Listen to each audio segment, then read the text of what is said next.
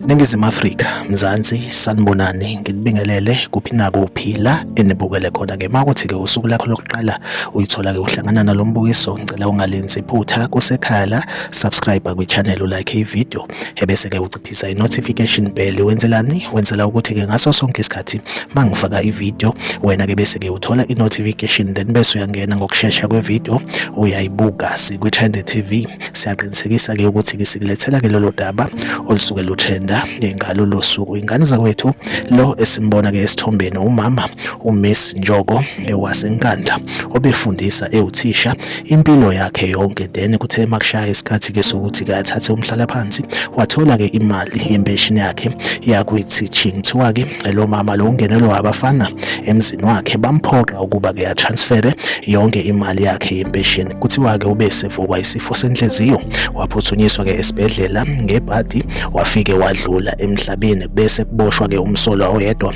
nesithemba ukuthi-ke amaphoyisa azophinde-ke futhi-ke athole abanye-ke abasolwa, bese-ke bethola-ke isigwebo esifanele. Lesigameko senzeke khona le emzini wakhe lo mama uMiss Njoko le eNkandla. Like ivideo, usubscribe kwi-channel. Uma ungasubscribile ungakhomenta futhi kwi-comment section ungitshela ukuthi kuthini ukuphawula kwakho ngalolu daba la kwi-Trend TV. Sohleze sikhona sikulethela-ke indaba eyitrendayo usuku nosuku. Ahlangabezane kwivideo elandelayo.